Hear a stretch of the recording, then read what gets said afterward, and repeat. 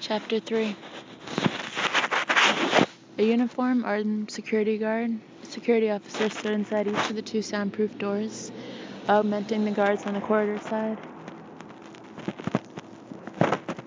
On the floor of a small amphitheater, a small lectern stood, flanked by Beck and Patricia on one side, Jack Clemente and Dr. Tabbert on the other. Their expressions were uniformly blank. The lecture hall, although the smallest at the Institute, was still 2/3 empty. The 20 orderlies, nurses, psychiatric social workers, and technicians slowly filled seats in the first 3 rows. After 3 minutes of nervous buzz and rustling, the room grew quiet as Tabbert approached the podium.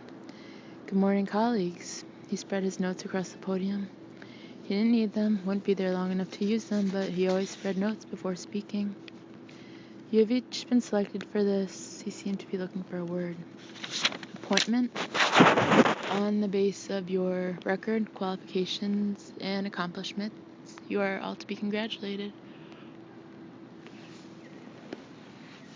In the audience, some opened notebooks. Others checked that their pens worked or kicked off their shoes. Few paid attention. They knew from past experiences that this was just a warm-up. The main show would begin only after Tabbert left. "We at the Volker Institute have a long-honored tradition," Tabbert continued, "of being the first to blaze new frontiers in the ever-widening expanses of neuropsychiatric explorations. Today, we begin the journey anew." Patricia, twice-bleached lab coat covering the ankle-length utilitarian dress she'd particularly chosen for this morning, checked her notes, then sneaked a look at Beck. His jaw was tight. Eyes staring straight ahead. Had she not known any better, she'd have assumed he was the one about to undergo therapy. "I am satisfied," Tabbert droned on, "that all of you will function in the highest traditions of the Institute, that all of you will give the difficult task ahead your best efforts, that all of you will do nothing to bring dishonor on those of us not privileged to be part of this noble effort." He gathered his notes, bowed at Clemente and Beck, noticeably ignoring Patricia, then turned and walked briskly from the room. Jack waited for the guard to close the door behind the chief of staff before walking over to the podium.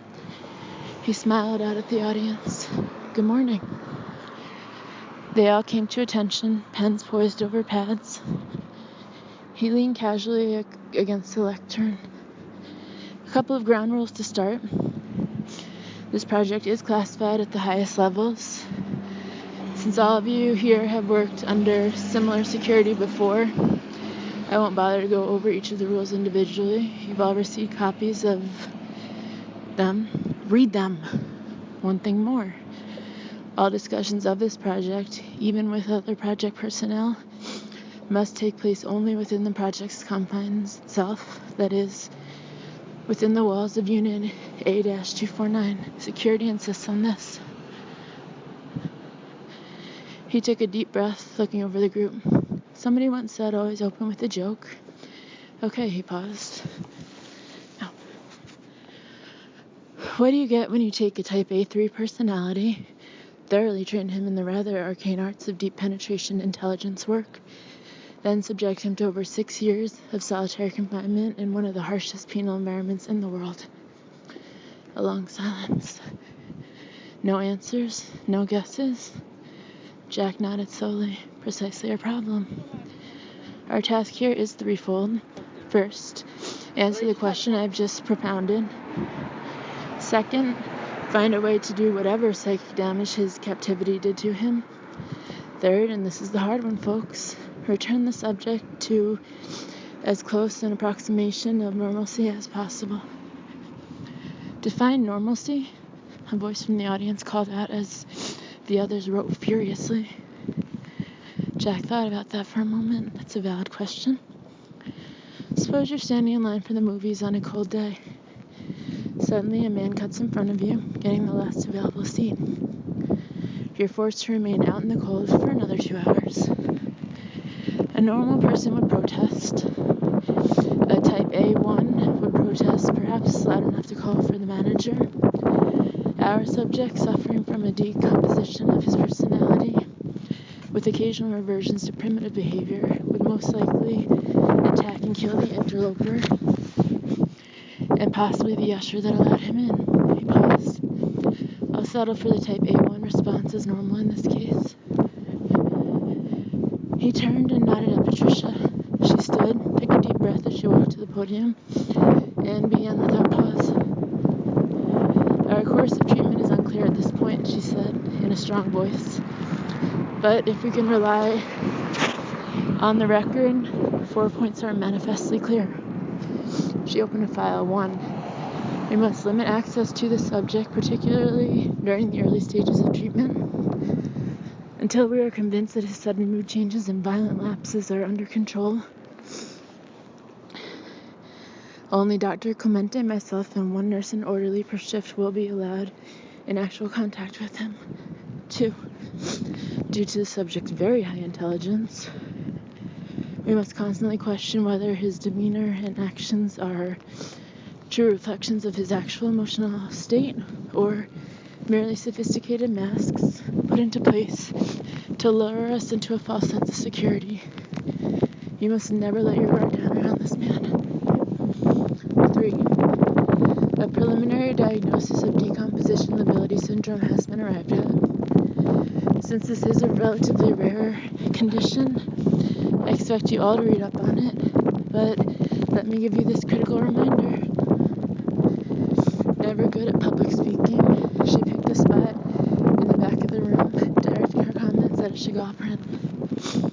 Although we have drastically reduced the stress that the subject is under, the erosion of his personality will continue as long as he remains under some form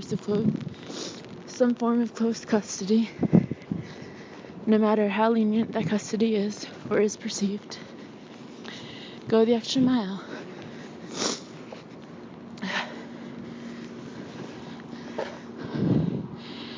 Smile, laugh at his jokes if there are any, give him maximum encouragement constantly, but be prepared for sudden rejection or violent reaction to the most trivial of things.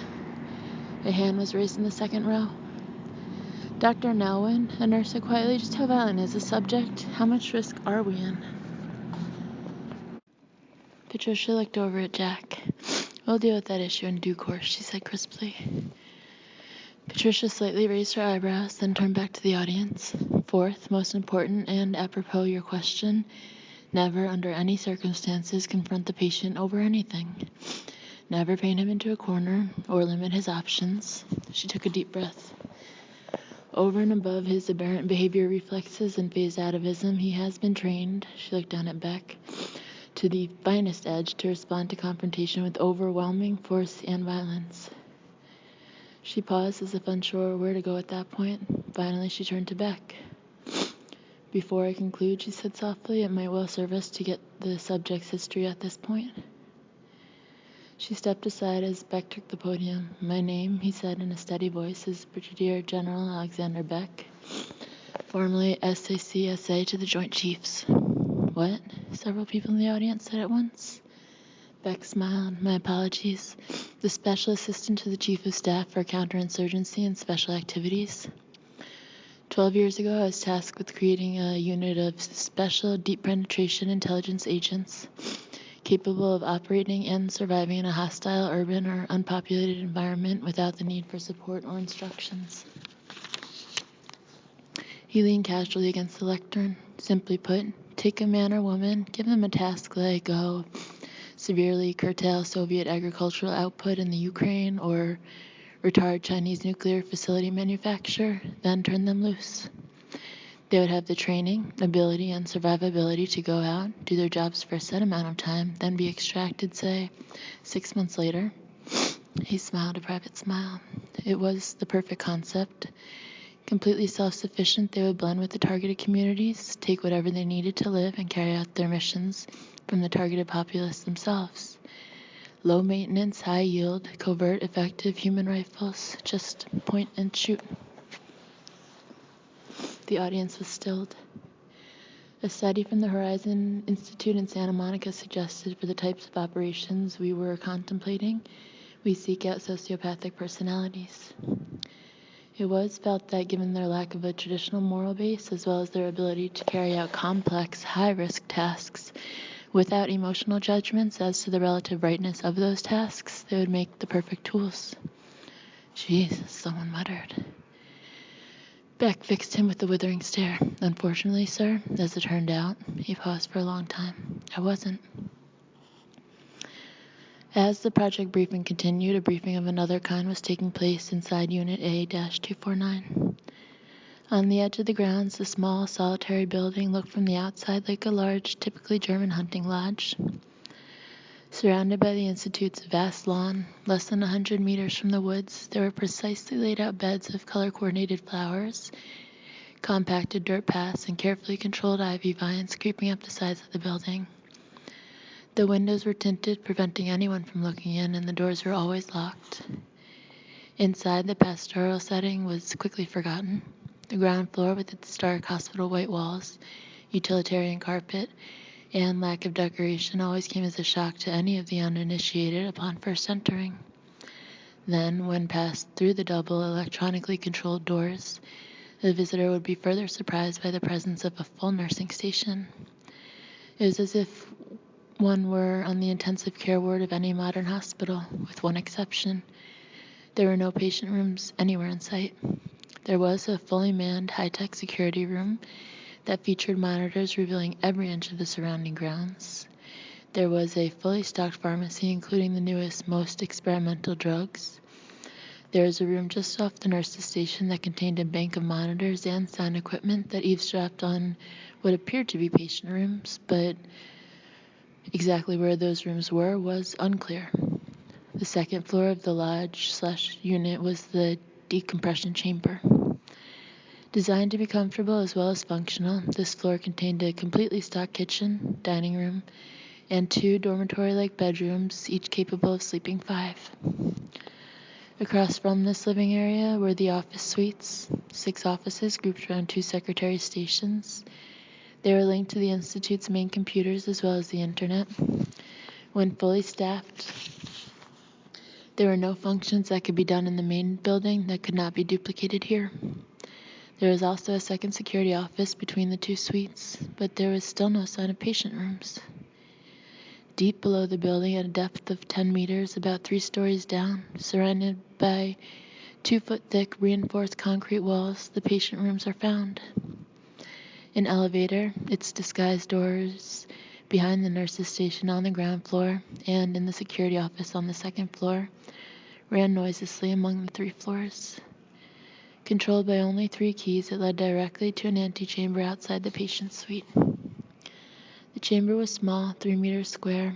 Its only features a television monitor that displayed the interior of the suite and an intercom. Then there was the door. Steel reinforced, barred, deadbolted, and key-locked, it required 2 keys to open, as well as a switch being thrown in the upstairs security office. The suite itself was comfortable, 5 meters square with a 2.5-meter ceiling.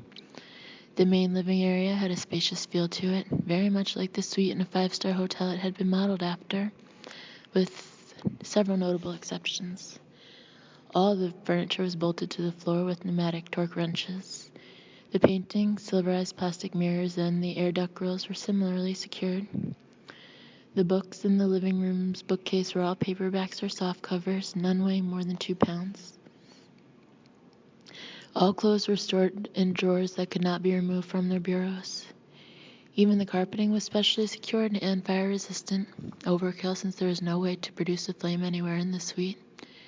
Yet despite it all, it was comfortable, even luxurious by any standards. So much so that it had become the favorite trysting place for the junior staff during the many months of the year that the unit lay deserted and unused. But thoughts of fervent lovers, sneaking moments of passion in this underground, polished, and pampered dungeon were far from Conrad Edell's mind. As head of the Institute's elaborate security force and elder of his church, he was torn by the dichotomy of the job ahead.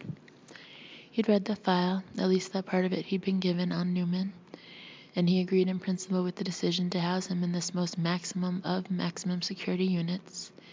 The man's potential for mayhem was truly frightening, but he also felt that there was something very wrong with it. A veteran of Germany's Grenzschutzgruppe 9, he'd been on the front line of his country's battle against terrorism and communism. He'd fought, been wounded, seen beloved comrades die, most needlessly in his opinion. He understood what the pressures and stresses of constant combat could do to a man. He'd seen many snap under a tenth of the pressure this Newman had been subjected to. And yet, if the file was to be believed, Newman hadn't snapped, far from it. He had done his job, completed every task assigned him, then, once in the hands of the bastard Russians, he had kept faith, revealed nothing, made their lives miserable, forced them to use inordinate resources to guard him, even escaped twice. Edel thought about it constantly since Dr. Tabbert had given him this assignment. If lives were taken by Newman in the process, then the bastard Russian files might well be lies, to besmirch a genuine hero of the West. Then, to Edel's mind, it was merely a soldier doing his duty, the fortunes of war. And for those sacrifices, Newman was to be figuratively, almost literally, buried alive. Prodded and pushed by the head shrinkers who had never risked anything, who vilified men like Newman and Edel, men who had stood on walls for countless generations, protecting those who would not lay it on the line and their right to not take the risks. But Edel was, at heart, a product of the German military. He didn't know how not to follow orders. He turned to his men as they emerged from their tour of the unit, making a mental note to say a special prayer at this Wednesday's Bible study for Brian Newman. Come to attention. The former soldiers and cops that made up one of the highest paid private security forces in Germany snapped too.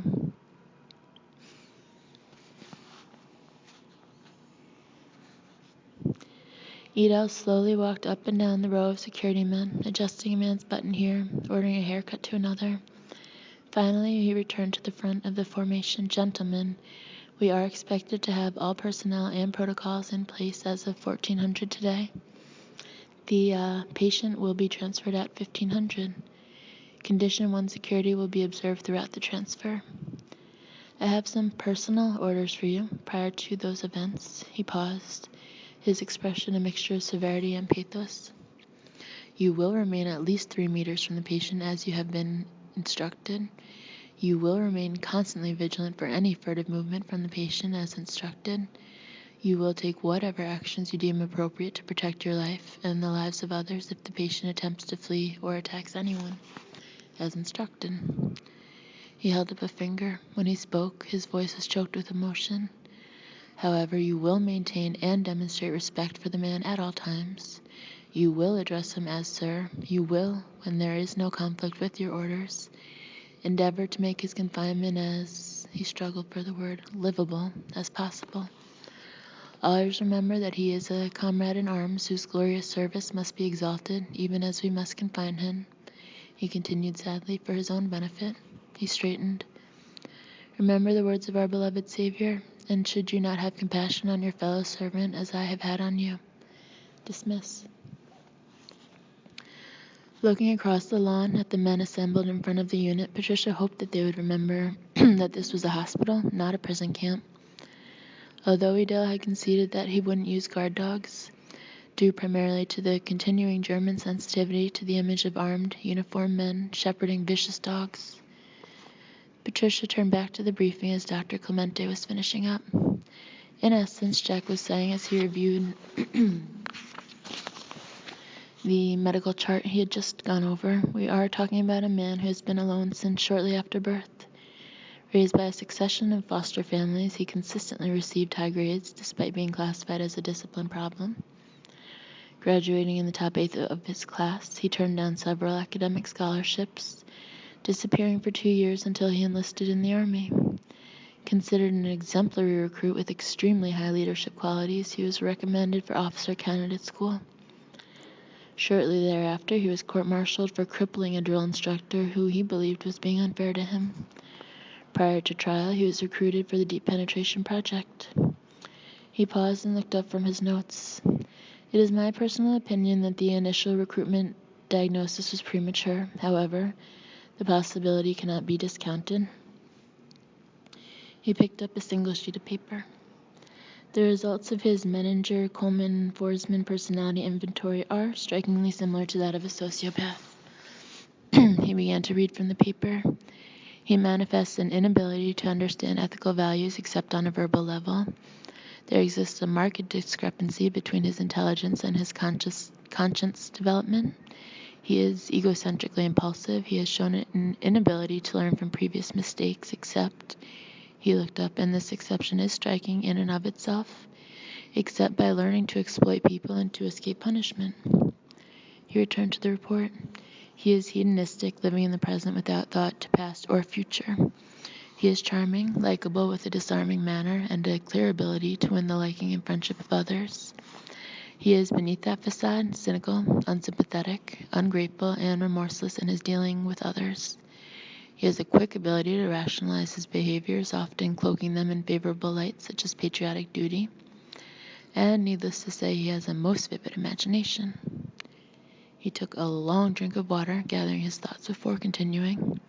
But I must remind you in closing that his mere act of enlisting in the military, of joining the deep penetration program, seems, at least superficially, to fly in the face of that diagnosis.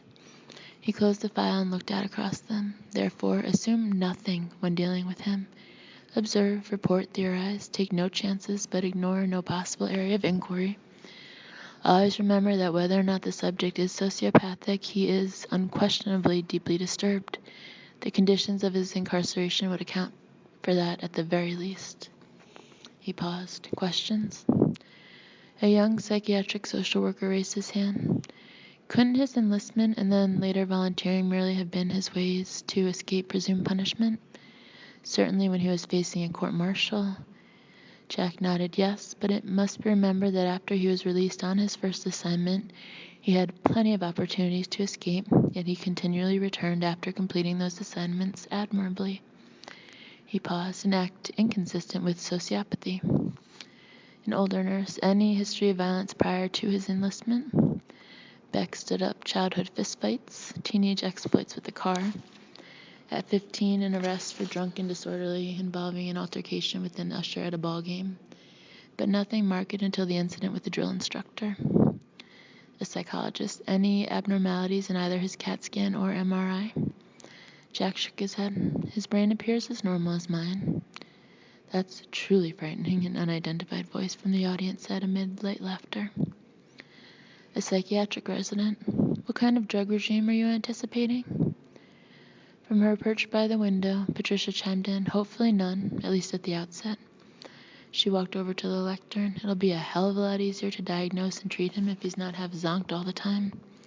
She paused. If we have to, we'll trank him on an incident-by-incident basis, otherwise nothing.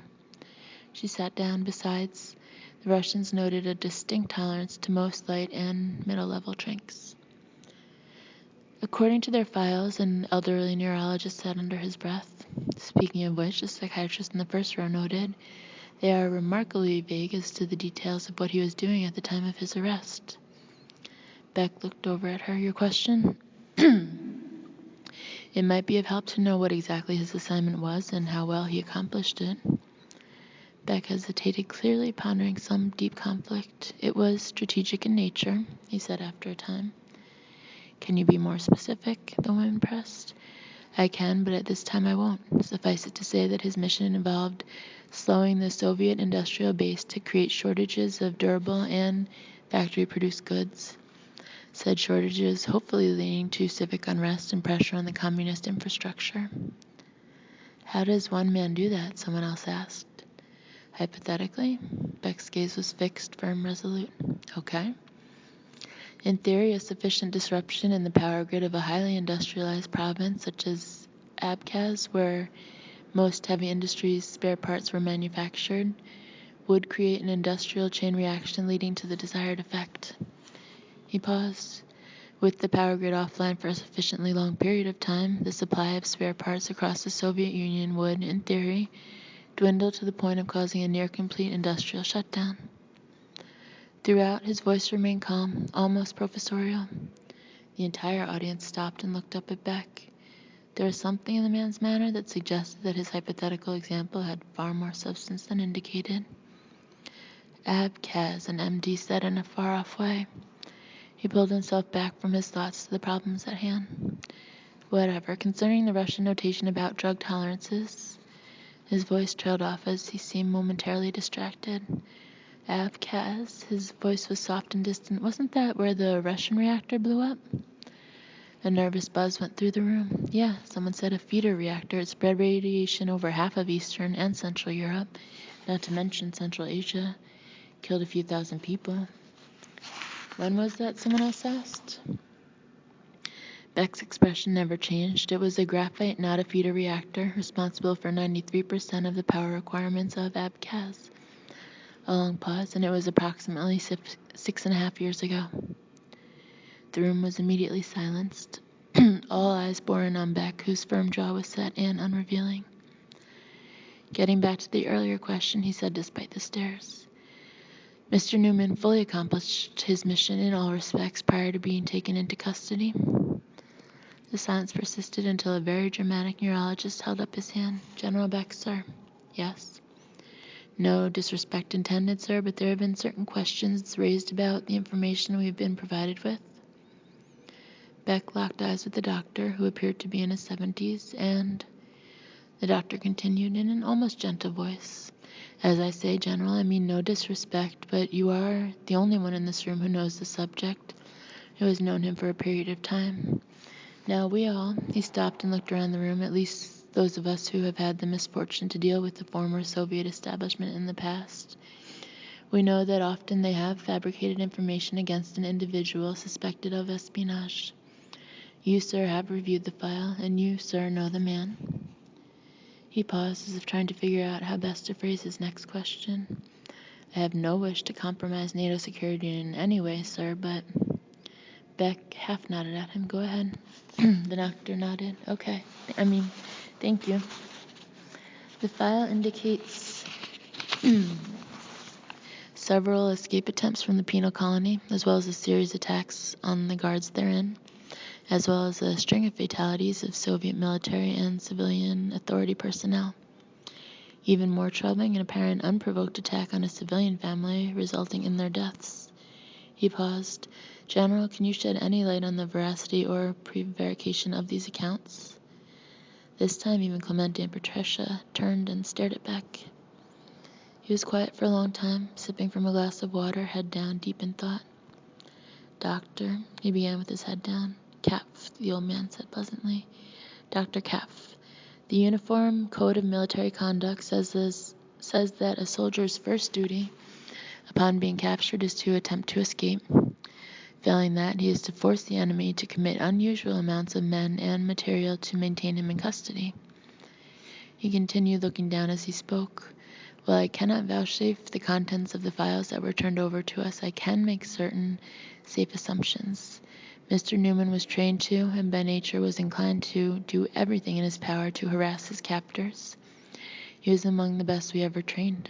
A short pause. When he spoke again, it was as if he was talking to himself. His personal resources and instinctive ingenuity are nothing short of frightening. He raised his voice to normal level, looking up at the doctor. Did he attempt to escape on at least 2 occasions? It seems reasonable. Did he inflict the maximum harm possible to his captors in those attempts? I would have. Was there a series of attacks on his guards during his captivity? Probably.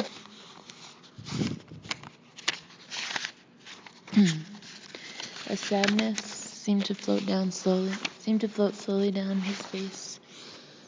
A furrow of his forehead, a look in his eyes, a firming of the lips. Did he, during one of those escape attempts, attack and kill an innocent family of 4? He paused, the sadness seeming to grow within him. I just don't know. He turned and started for the door. Something made him stop halfway there and turn around to face the somber audience, but he is capable of it. Beck left the hall without turning back. He moved quickly through the corridors, turning left, then right, moving randomly through the sprawling complex, not caring about where he was or where he'd end up, just knowing that he had to get out of there. After 5 minutes, he found himself at a door that led out to the rear lawn. There was work to do, he reminded himself. People that had to be briefed, procedures to be planned, systems to inspect. Then there were the countless things that were piling up from his command back in the States. The things he guaranteed the chairman of the Joint He guaranteed the chairman of the Joint Chiefs wouldn't suffer by his absence, but they all had to wait. The priority of the moment was air. He stumbled through the door onto the lawn. About 50 meters from the main building, he stopped and loosened his tie, unbuttoning the collar with the same hand. 5 deep, cleansing breaths later, leaning against a tree, he had pulled it all back together, for the moment at least. The claustrophobia attacks were starting to come more often, less predictably. No, that was a lie. They were as predictable as a Swiss watch or a Yosemite geyser, and they were getting worse. He was 53 years old, a 1-star general with no chance at another one. That was another lie, more exactly a rationalization for the attacks. He would get another promotion, and probably another one after that. Hell, the corporation always rewarded success, and gosh knew how successful he had been. But the attacks would continue. 15 people, 9 men, 6 women, recruited, trained, deployed. 15 people sent as biological guided missiles against enemies real and perceived. 15 people 12 years ago, 6 remaining today. 4 had died in the line, sacrificing themselves to God and country. At least he hoped they saw it that way. But the other 5, they were the ones he saw in his sleep, that pressed him in his waking hours, that stood so close to him they cut off his air, forced him into wide open spaces. Tony and Joab, suicides after killing their wives and children, had been the first to collapse from whatever internal thing drove them. Monica had gone ballistic when a man cut her off in traffic. After crashing through 3 cars to get to him, she'd slammed into his car 5 times before eluding the police.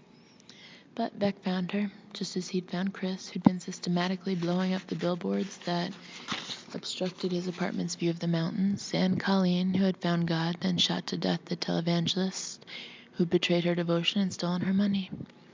He could see them all, feel their hands in his, smell the fragrances of the women, the sweat of the men, see the look in their eyes as he blew their brains out. And in that moment, the faces of the other 6, Newman included, the ones still in the field, still practicing their pestilential skills in almost every corner of the world, would come to him.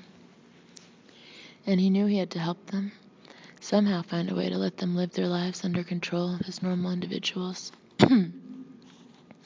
Find the peace that their years of service had so completely earned them. He had to help them find that peace, or, out of his love for them, for what they might have been without him, for what they were because of him, out of his personal guilt and rage, he must kill them. Because in the end, he believed that was a more humane act than leaving them to crash and burn as they inevitably must. With Newman, he believed he finally had his chance. He turned, looking at the upper floors of the main building. Alexander Beck was a soldier, and he'd killed many times, personally in Vietnam and the Persian Gulf, as well as by agent. 650 dead in the explosion and subsequent fire along the Trans-Siberian oil pipeline. 1,100 dead after the collapse of missile shelter tunnel construction in Iraq. 1,632 dead after the destruction of a hydroelectric dam in Hunan, China. Over 3,000 dead, perhaps 100,000 injured, untold thousands suffering long-term effects after the destruction of the graphite reactor at Abkhaz. All of them dead, not by his hand, true, but by his orders, sure enough. Stalin had once said, the death of one man is a tragedy, the death of thousands merely a statistic. Beck thought that was about right. He would lose no sleep, have no panic attacks over the deaths he had ordered in the name of democracy. But each of those 6, he knew he would carry the looks in their eyes at the moment he would have to shoot them for the rest of his life. He only prayed if it came to that his would be a short life. He buttoned his collar, fixed his tie, and headed back into the main building, trying to ignore the unblinking eyes that he felt sure stared down at him from the 5th floor. 10 minutes later, cold water having been thrown on his face, hair neatly combed, Beck stepped out of an elevator on the 5th floor. Showing his ID at each of the 4 checkpoints, he made his way to the holding area. The guards outside the room snapped to attention at his approach. Beck nodded as he walked past them to the security monitor. He bent down and studied the scene. Newman was sitting on a bed, casually flipping through a magazine. Dressed in jeans and a t-shirt, he looked healthier than at the exchange 3 days earlier. He'd already put on 5 pounds, lost the limp he had manifested after being unchained, and appeared to be adapting well. But Beck knew him too well just to accept appearances. He pressed the intercom. "Brian, it's Alex. Can I come in?" Newman looked up from his newspaper. "Can I stop you?" "Yes, with a word." "Come ahead." He turned a page in the magazine. Beck hesitated. "Will you guarantee my safety?" A spasmodic smile played across the prisoner's lips. "Come ahead and find out." Beck walked over to the door, signaling the guards as he came. They pulled their sidearms, thumbed back the hammers, and watched as Beck unbolted the door. He stepped through, and one of the guards slammed it shut behind him. Newman still didn't look up. "Well," he said flatly, "I'll give you that. You haven't lost your balls." Beck stood absolutely still. "I want to talk to you." For the first time, Newman looked up. "Really? I'm honored." "May I sit down?" Newman shrugged. "It's your padded cell." He returned to his reading as Beck sat on a bed across from Newman. "How are you feeling?" Newman shook his head and clucked his tongue. "Wrong approach. Try again." "Do you need anything?" Small droplets of sweat appeared on Beck's temples. Newman shook his head. "Isn't that what I'm supposed to ask you?" He paused, putting the magazine aside and looking fully at Beck for the first time. "What are we playing here, General?" Beck smiled. "I just want to look in on you, make sure an old friend was being well looked after." Newman silently studied the older man for long minutes. Finally, satisfied at some psychic calculation, he nodded. "So that's it." "What?" Newman smiled, a warm, sincere smile. "Exactly how many of us are left, General?" "You used to call me Alex." "I remember, General. How many?" Beck shrugged. "That's classified." Newman nodded. 10, 5. He paused. "Goodness, if you'll forgive my taking your name in vain, don't tell me I'm the last." Beck looked around the small padded room. "No," he said softly, "you're not the last." The answer seemed to satisfy Newman. He returned to his magazine. "Got a lot to catch up on. I must say I approve of the direction skirt lengths are going." They sat together in total silence for the next half hour, Newman reading, Beck watching him read. "We tried to get you out," Beck said softly. Newman nodded in mock seriousness. "I'm sure you did. These things take time. 6 years, 7 months, 12 days to be exact. 57,972 hours to be more exact. Just under 3.5 million minutes. I know, I counted each one of them." He looked up. "Not exact enough? I can give you the seconds if you like." He paused. "No? Whatever. You like exactness, as I recall, although it has been a long time." He returned to his magazine. "We never stopped trying." "I'm sorry," Newman said in a businesslike voice. "We're fresh out."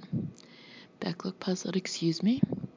Newman's voice dropped low and serious. "Odd words coming from you." A pause, and the business voice returned. "As I said, we're fresh out. Try again next week."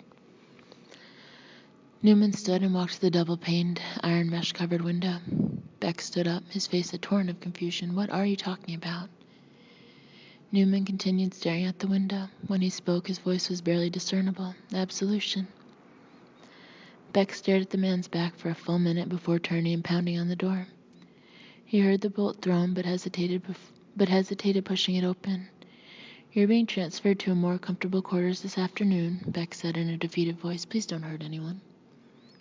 "Alex?" Newman turned to face Beck. "Yes?" Beck turned toward him as the door opened. Newman took a step forward, causing the guards to take closer aim. "For you, this once." Beck nodded and walked out of the cell. The door was slammed behind him. He spent the rest of the day and well into the evening sitting in the middle of the lawn, staring at the trees and trying to breathe.